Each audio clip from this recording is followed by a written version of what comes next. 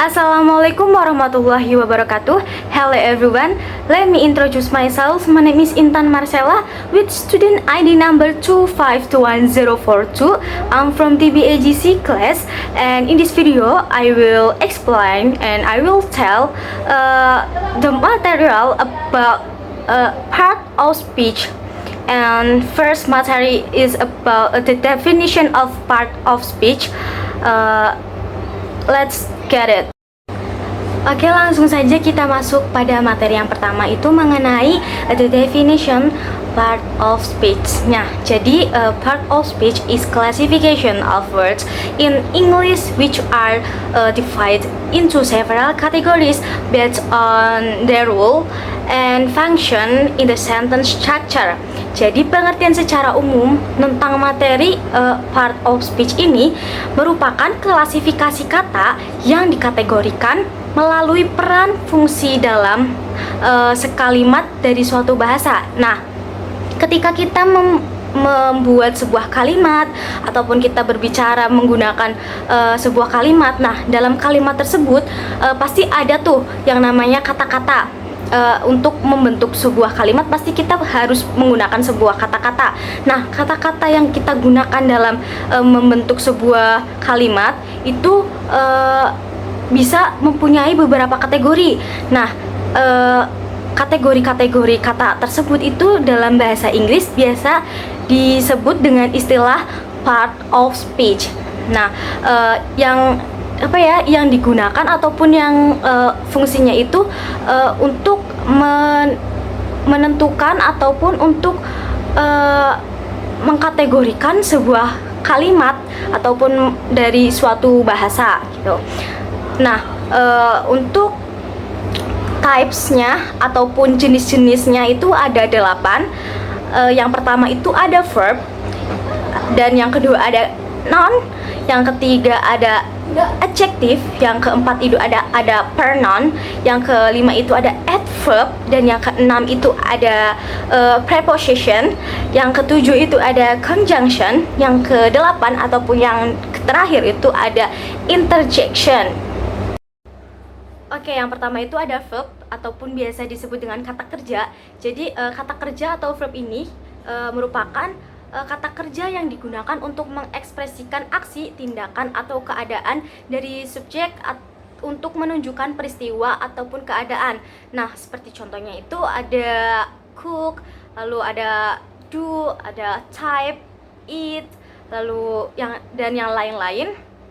Nah, mungkin dalam bahasa Indonesia itu biasanya kayak lebih ke kata kerja yang menggunakan kayak menyapu, terus menembak, memasak gitu. Tetapi kalau dalam bahasa Inggris biasa disebut dengan verb. Nah, for example, sentence-nya itu you work at home today. Nah, ini ada ada kalimat simple present yang artinya itu kamu bekerja di rumah hari ini gitu. Jadi dapat dilihat ini worknya itu berarti termasuk klasifikasi kata yang termasuk dalam verb. Oke, yang kedua itu mengenai noun. Noun dalam bahasa Indonesia biasa disebut dengan kata benda. Nah, noun atau kata benda ini digunakan untuk memberikan nama orang, benda, hewan, tempat, ataupun ide ataupun konsep. Nah, sesuai dengan namanya, noun itu digunakan untuk menandai suatu benda. Nah, for example, vocabulary-nya ada pen, dog, dan music, Tom, London, teacher, and ada nama seseorang yaitu John. For example, kalimatnya seperti this is my dog gitu. Jadi kayak di sini dog-nya itu merupakan kategori kata yang termasuk dalam noun. Lalu yang ketiga itu ada adjective. Adjective are adjectives that are used to provide information on nouns or pronoun. Jadi adjektif ini ataupun dalam bahasa Indonesia kita biasa sebut dengan kata sifat, merupakan kata sifat yang digunakan untuk memberikan keterangan pada noun maupun pronoun. Nah, for example, kosakatanya ada good, big, right, well, and interesting, dan yang lain masih banyak lagi. Jadi adjektif ini ataupun kata sifat ini sebuah klasifikasi kata ataupun kategori yang kata-katanya itu merupakan sebuah kata sifat gitu. Nah, contoh kalimatnya itu ada Mr. Budi is a good teacher. Nah, di sini kata good itu merupakan klasifikasi kata yang termasuk dalam adjektif ataupun kata sifat. Oke, yang keempat itu ada pronoun. Jadi pronoun dalam bahasa Indonesia itu biasa kita sebut dengan kata ganti. Nah, pronoun merupakan kata ganti yang digunakan untuk menggantikan kata noun. Nah, noun tadi kan merupakan definisinya itu untuk mendefinisikan sebuah tempat, benda ataupun nama orang gitu ya.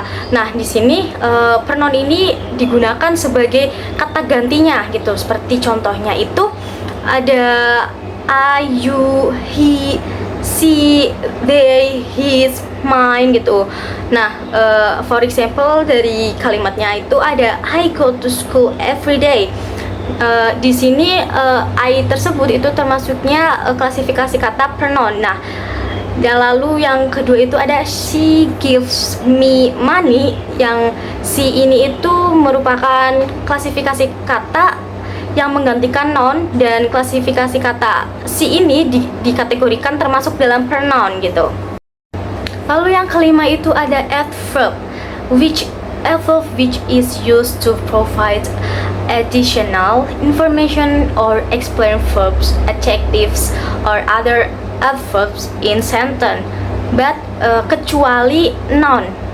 Jadi sesuai namanya ataupun sesuai artinya dalam bahasa Indonesia, yang artinya itu adverb ini kata keterangan.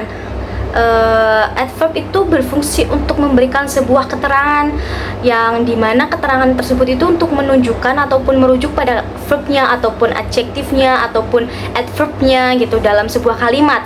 Nah, for example itu ada quickly, terus silently, well, badly, and then very, really. Nah, for example kalimatnya itu ada he eats really quickly, yang artinya dia makan benar-benar cepat sekali gitu. Nah, quickly tersebut merupakan klasifikasi kata yang menunjukkan merupakan kata keterangan ataupun adverb. Jadi kayak ini quickly itu termasuk kata yang menunjukkan sebuah kata keterangannya dari sentence yang tersebut gitu. Oke, selanjutnya itu yang keenam ada preposition. Nah, preposition have a function to show the relationship between nouns and another words. Jadi preposition ataupun dalam bahasa Indonesia kita sebut dengan kata depan itu memiliki fungsi untuk menunjukkan hubungan antara noun dengan kata lain gitu. Nah, for example ada to, at, after, on. Nah, untuk contoh kalimatnya ada we went to school on Monday. Jadi kayak di sini on-nya itu merujuk untuk connect noun-nya itu ada school, bisa jadi untuk school ini kan tempat. Nah, jadi ini untuk merujuk ke tempatnya gitu. Oke, selanjutnya yang ketujuh itu ada conjunction, dimana conjunction ini yang dapat diartikan dalam bahasa Indonesia itu sebagai konjungsi. Conjunctions function to connect two words, phrases, clauses so that they become a sentence. Jadi konjungsi ini berfungsi untuk menggabungkan antara satu kata dengan kata lain ataupun frasa, klausa yang nantinya akan menjadi sebuah kalimat. Contohnya itu ada and, but, yet, or, for, so. And then for example sentence-nya itu ada I like dogs but I don't like cats. Jadi aku suka anjing tapi aku tidak suka dengan kucing. Nah, but tersebut itu menghubungkan ataupun berfungsi untuk menghubungkan antara kalimat yang depan dengan kalimat yang terakhirnya. Oke, yang terakhir itu yang ke-8 itu ada interjection. Nah, interjection ini biasa kita sebut dalam bahasa Indonesia dengan kata seru. Interjection are independent interjection added to a sentence to express someone's emotions.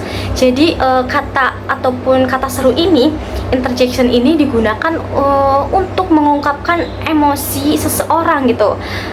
Tetapi tetapi dengan berupa sebuah kata. Nah, for example ada oh, hi, well gitu. Nah, for example kalimatnya ada oh, that hurts, ke oh itu sakit gitu. And then yang kedua tuh ada well, I don't know, baik aku nggak tahu gitu. Jadi dan well tersebut itu merupakan klasifikasi kata yang termasuk dalam interjection ataupun kata seru yang berfungsi untuk mengungkapkan sebuah emosi seseorang. Nah, mungkin itu saja yang bisa dapat saya jelaskan dan saya sampaikan. Kurang lebihnya mohon maaf. Terima kasih. Wassalamualaikum warahmatullahi wabarakatuh.